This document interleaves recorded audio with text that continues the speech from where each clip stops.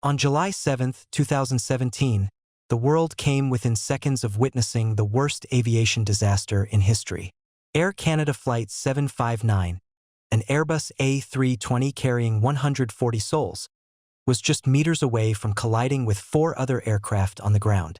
Tonight, we dive deep into the chilling story of how this near tragedy unfolded, what went wrong, and how it changed aviation forever. At 11:46 p.m. local time, Flight 759 was cleared to land on runway 28R. But instead of lining up with the runway, the pilots mistook taxiway C for the runway. On that taxiway sat 4 fully loaded aircraft waiting for departure. In total, more than 1,000 people were aboard those planes. The Airbus descended dangerously low, just 30 meters above the ground.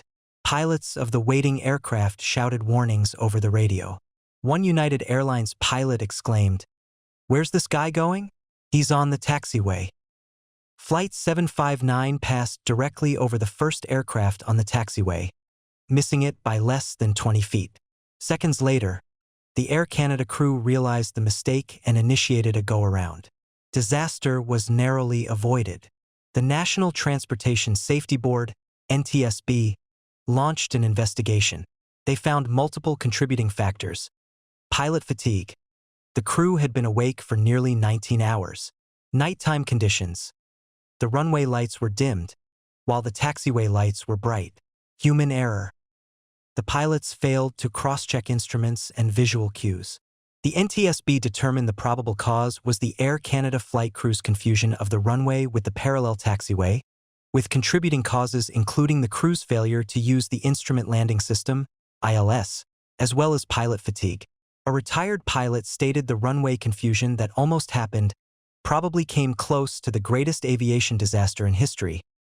2, 3, 4, 5.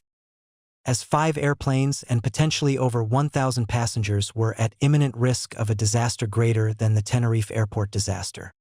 At 11:46 p.m. local time, Air Canada Flight 759, AC 759, carrying 135 passengers and 5 crew members, 4 was cleared to land on runway 28R. The adjacent runway 28L had been closed at 10 p.m. local time and its lights were off, 6 except for a 20.5-foot wide, 6.2 m, lighted flashing X at the eastern runway threshold. 7. The captain was flying the aircraft and the first officer was monitoring. 7. The 2 pilots of AC 759 acknowledged that they mistook runway 28R for 28L and therefore lined up for landing on the parallel taxiway C. 2, 7, 8, and 9, even though runways and taxiways are lit with different colors and intensities. 6. Preliminary post-event investigation results noted that runway 28R and taxiway C were lit on default settings, in different colors, and the Automatic Terminal Information Service broadcast information was current and advised that 28L was closed and unlit. 7. According to preliminary Transportation Board investigation results, as the weather was clear, the pilots of AC 759 were not required to utilize the Instrument Landing System and relied instead on a visual approach, as typical for the prevailing conditions.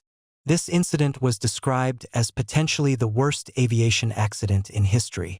In response, Air Canada revised its training programs, emphasizing crew resource management, fatigue awareness, and stricter approach briefings. The FAA also mandated changes in runway lighting and procedures at San Francisco International Airport. Had Flight 759 landed on the taxiway, it would have collided with multiple aircraft, triggering a chain reaction of explosions and fire.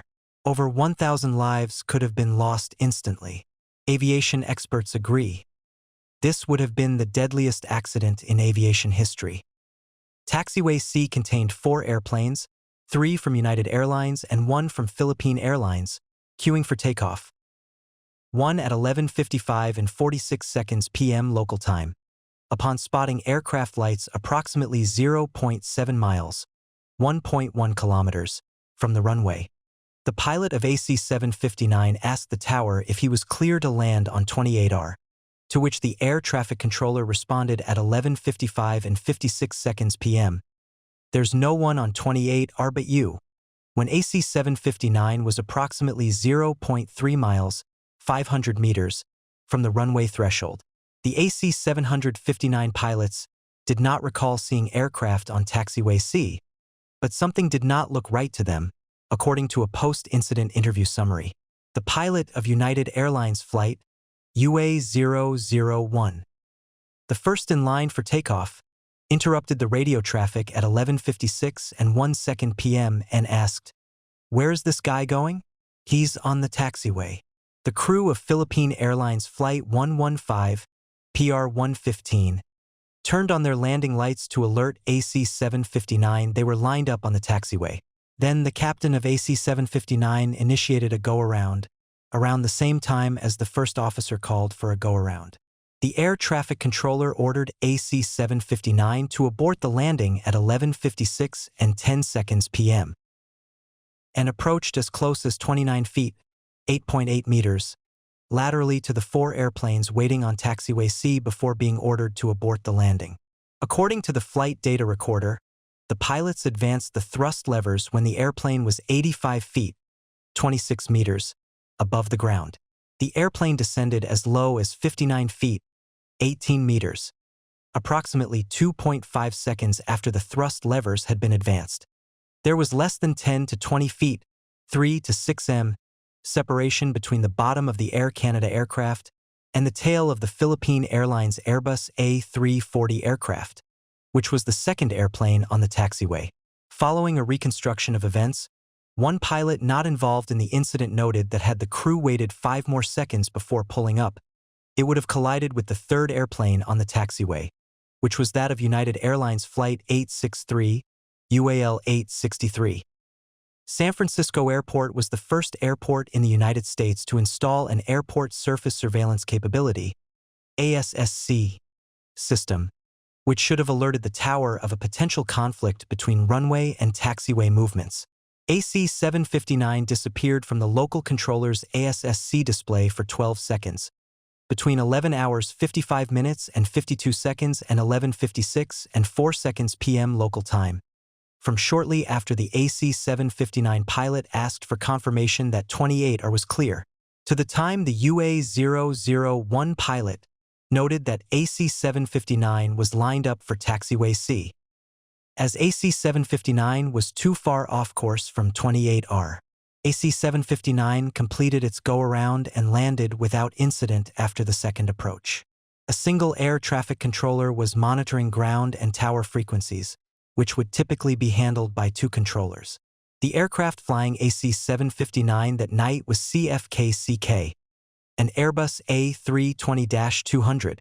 The aircraft was approximately 25 years old at the time of the incident, getting its airworthiness certificate on January 17, 1992.